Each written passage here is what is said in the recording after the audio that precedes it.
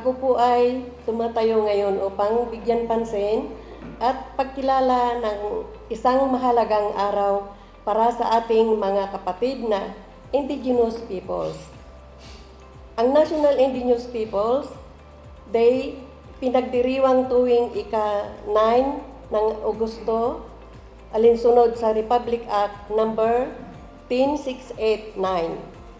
Ang Agosto 9 ay kasabay din ng paggunita sa International Day of the World Indigenous Peoples.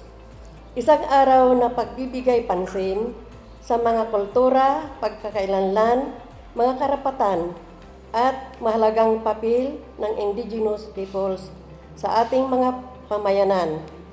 Ngunit higit sa pagiging isang araw sa kalendaryo, ang araw na ito ay isang pagkakataon upang kilalanin at bigyan halaga ang Indigenous Peoples sa ating lalawigan ng La Union.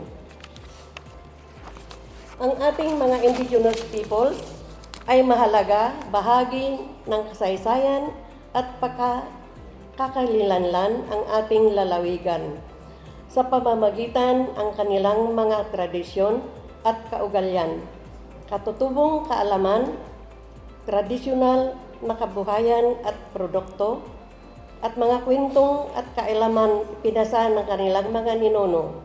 Patuloy nilang pinayayaman ang kulturang heritage ng ating lalawigan ng La Union.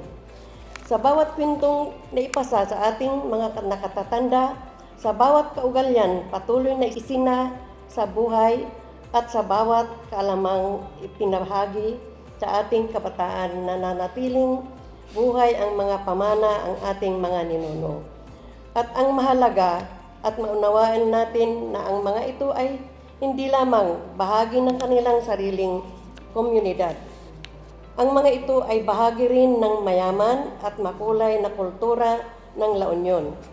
Sa pamamagitan ng malawak na pag-unawa, mas nakilala natin kung sino ang ating Indigenous Peoples na mas maunawaan natin ang kakalagaan ng kanilang kultura at pagkakakilanlan.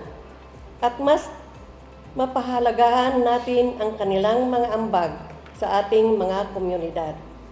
Buong galak nating kinilala at pinahalagaan ang ating mga elders, cultural bearers, Indigenous Peoples Organization, Indigenous Peoples Mandatory Representatives, community leaders at bawat miyembro ng ating indigenous communities na patuloy na magbibigay buhay sa ating katutubong kultura.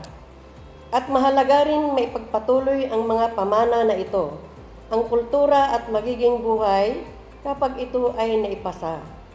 Sa pamamagitan ng ating mga kabataan at mga tradisyon, kaalaman, sining, kaugalian, at pagpahahalagang minana mula sa naunang henerasyon at patuloy na magkakaroon ng buhay at kahulugan ng mga sumusunod na panahon.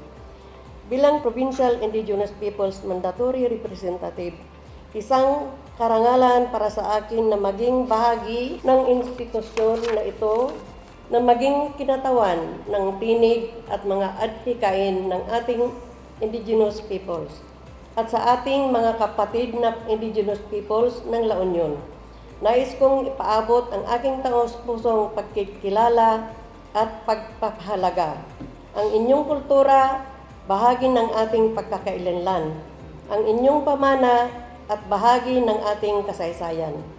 At ang inyong mga tinig at mahalagang bahagi ang ating La Union.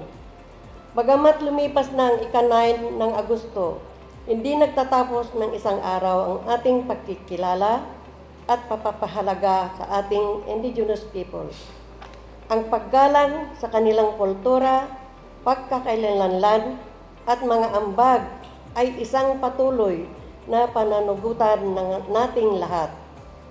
At bilang konkretong pagpapahayag na ating pagkikilala at suporta, kalakip ng privilege speech na ito ay isang provincial resolution na ating inihain para sa konsiderasyon ng Sangguniang Panlalawigan for the Unassigned Business na naglalayong ipahayag ng buong suporta para sa kabuluhang paggunita sa National Indigenous Peoples Day tuwing ika-9 ng Agosto, alinsunod sa Republic Act No.